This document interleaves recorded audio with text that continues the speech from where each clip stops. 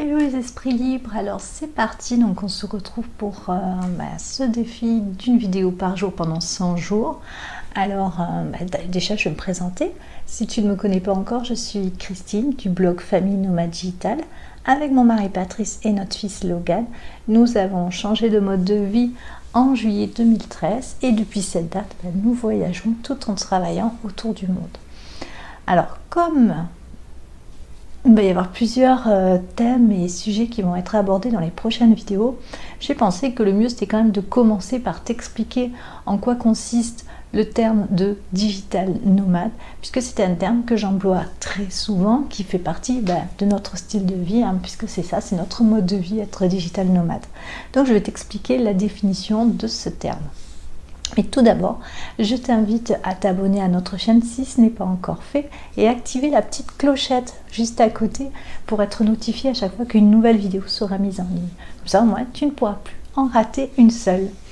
Alors donc, je commence par t'expliquer cette définition de ce mode de vie, qui est devenu le nôtre depuis 2013. Alors, tout d'abord, c'est quoi être digital nomade? C'est une personne qui a un travail qui se fait en ligne, qui se fait par internet. Donc la seule chose dont il a besoin, les deux seules choses dont il a besoin, c'est d'avoir un ordinateur et une connexion internet. À ce moment-là, en fait, pas besoin d'avoir un bureau fixe. Il peut travailler de n'importe où. Donc tu vas retrouver le digital nomade, tu vas le retrouver dans un appartement. Comme nous, c'est ce que nous faisons depuis le début. Nous louons un appartement dans lequel on va rester 1 mois, 2 mois, des fois 3 mois, mais c'est vraiment le grand maximum. Donc nous, on travaille de l'appartement que nous louons en majorité sur la plateforme Airbnb. Donc nous, on travaille de cet endroit-là parce que c'est plus simple et c'est plus facile d'avoir un espace de travail comme ça bien adapté, en tout cas pour nous. Après, tu vas en avoir d'autres qui vont préférer travailler dans des cafés et où ils peuvent s'installer tranquillement avec leur ordinateur pour travailler. Donc après, tu vas retrouver d'autres digital nomades qui travaillent, eux, dans des espaces adaptés, des coworking.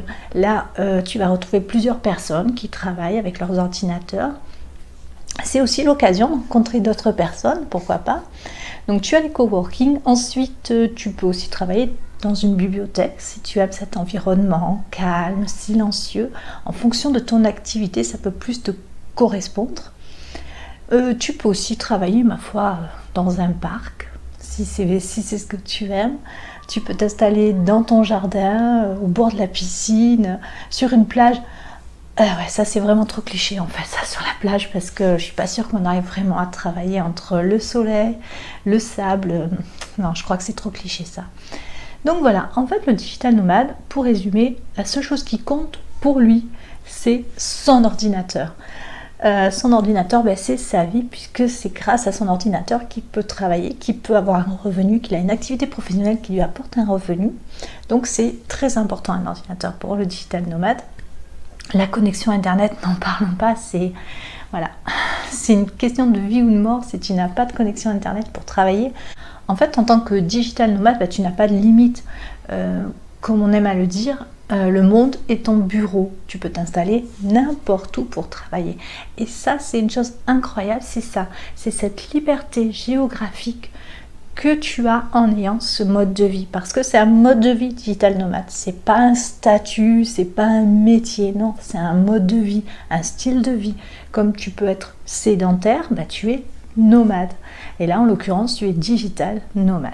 Je t'invite à me poser des questions en commentaire si tu veux en savoir plus sur ce mode de vie, ou si tu as envie que dans les prochaines vidéos, j'aborde des questions spécifiques à ce mode de vie ou au changement de vie, ou bien changement de vie professionnel aussi, puisque comme je disais dans la précédente vidéo, je vais aussi aborder tout ce qui tourne autour des revenus en ligne, des métiers qu'on peut faire à distance, comment travailler de chez soi, son organisation, il y a plein de choses que je vais aborder dans ces prochaines vidéos. Donc tu n'hésites pas, tu me poses les questions en commentaire ou tu me contactes par le formulaire de notre blog Famille Nomade Digitale. Et puis si tu as aimé cette vidéo, tu me mets un petit pouce pour m'encourager pour la suite de ces vidéos. Donc comme je disais, une vidéo par jour pendant 100 jours. Donc je te laisse et puis je te dis à demain à partir de 7 h sur cette chaîne, sur la chaîne de Famille Nomade Digitale. Bye bye!